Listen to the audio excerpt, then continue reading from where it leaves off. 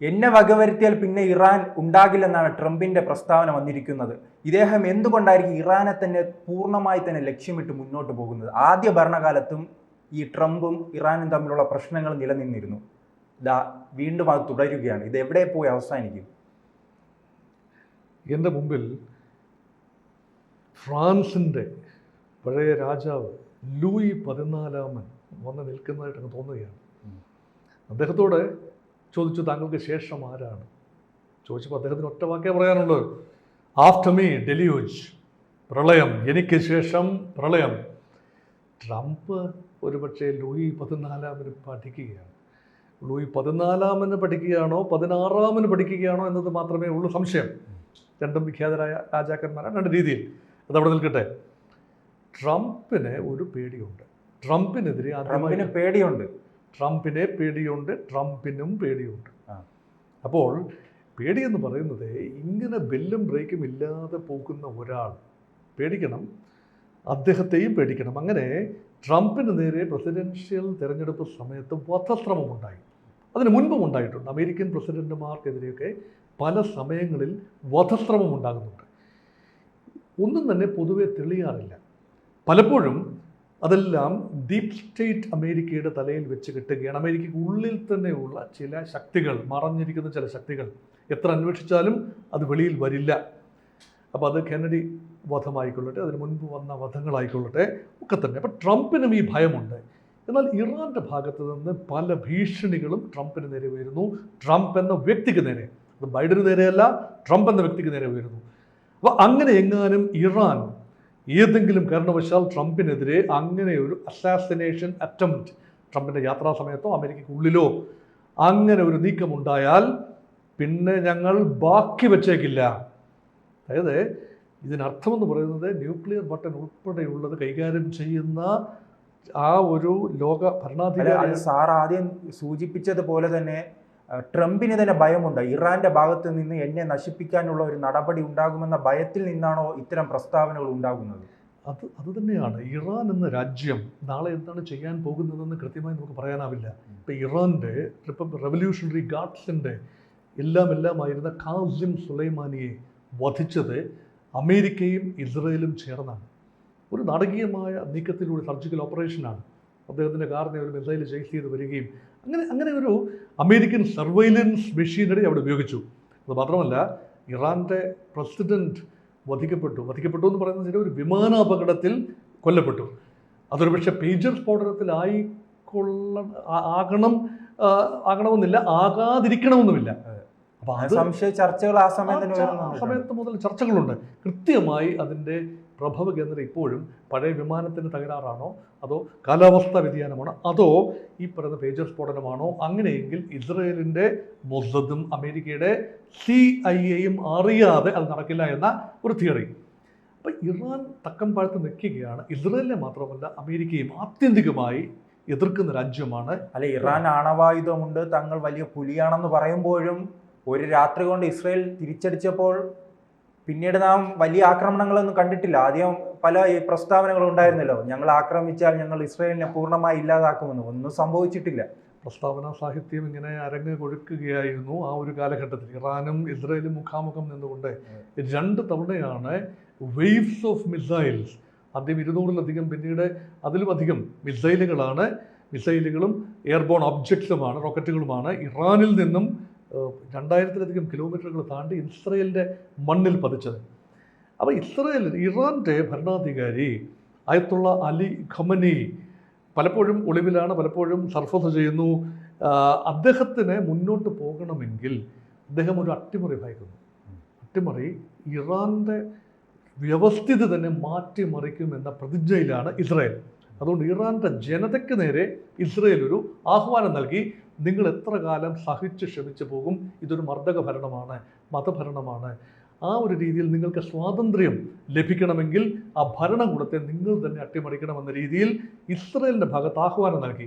Trump ഒരു പടി കടന്നുകൊണ്ട് പറഞ്ഞു, ഒരു കാരണവശാലും ഇനി മുതൽ ബെഞ്ചമിൻ നെതന്യാഹുവിനെ, കഴിഞ്ഞ ദിവസം ബെഞ്ചമിൻ നെതന്യാഹുവിനെ സാക്ഷി നിർത്തി വൈറ്റ് ഹൗസിൻ്റെ മുറ്റത്ത് വെച്ച് അദ്ദേഹം പറയുകയാണ്, ട്രംപ് പറയുകയാണ്, ഇറാൻ ഇനി തലപൊക്കില്ല.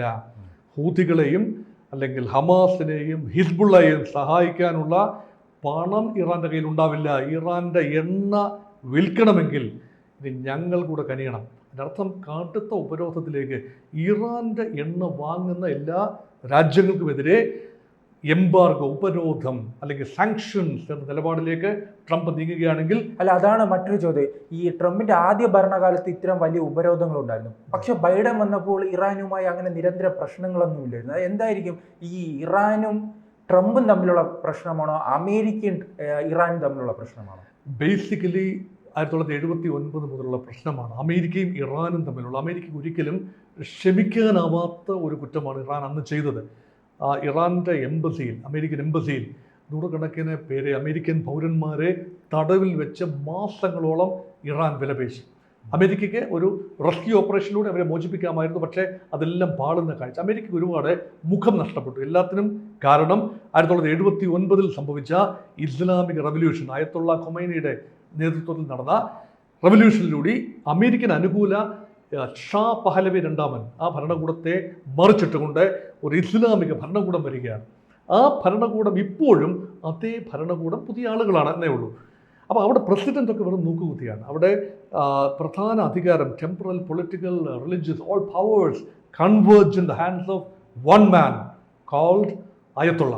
അയത്തുള്ള ഇപ്പോൾ അലി ഖമനിയാണ്. വൃദ്ധനായി, ക്യാൻസർ ബാധിതനാണ്, പക്ഷേ അദ്ദേഹം ഇപ്പോഴും ശക്തനാണ്. അപ്പോൾ ആ ഭരണകൂടം അമേരിക്കയ്ക്കെതിരെ ചന്ദ്രഹാസം ഇളക്കുകയാണ് ഇസ്രായേലിനെതിരെയും.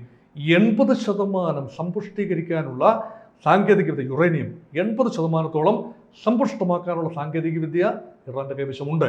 അത് 100% ആയിക്കഴിഞ്ഞാൽ ഇറാന് ഏതാനും ബോംബുകൾ, ആണവ പോർമുനകൾ ഉണ്ടാക്കാൻ കഴിയും.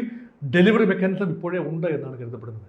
അങ്ങനെയെങ്കിൽ ആണവ പോർമുനകളും അതിൻ്റെ മിസൈൽ ഡെലിവറി മെക്കാനിസവും കൈവശമുണ്ടെങ്കിൽ മധ്യപൗരസ്ത്യ പ്രദേശത്തിന് ആകമാനം വലിയ ഡേഞ്ചറാണ് ഇറാൻ്റെ ന്യൂക്ലിയർ പ്രോഗ്രാം. അതുകൊണ്ടാണ് ട്രംപ് പറഞ്ഞിരിക്കുന്നത് 1 ഇഞ്ച് മുന്നോട്ട് പോകാൻ ഇറാൻ ന്യൂക്ലിയർ പദ്ധതിയുമായി 1 ഇഞ്ച്. അതാണ് എൻ്റെ മറ്റൊരു ചോദ്യം. ഈ ബൈഡനുമായി അങ്ങനെ വലിയ പ്രശ്നങ്ങളൊന്നും ഉണ്ടായിട്ടില്ലല്ലോ. ബൈഡൻ പൊതുവേ ഡെമോക്രാറ്റിക് പാർട്ടി കുറച്ചുകൂടെ മൈൽഡാണ്.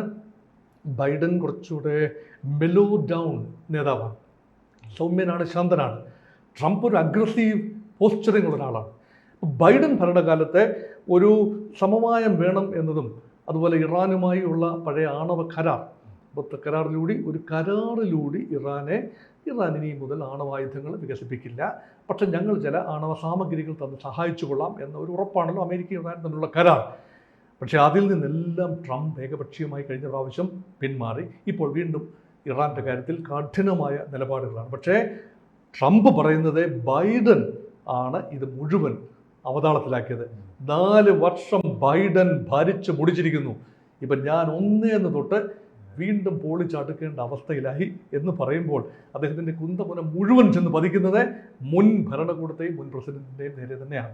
അദ്ദേഹം ഇപ്പോൾ ഓരോ ദിവസവും ഓരോ രാജ്യത്തിനെതിരെയാണ് തിരിയുന്നത് അല്ലേ? ഈ ബുള്ളിനെ ചൈന ഷോപ്പ് എന്ന് പറയും അല്ലേ?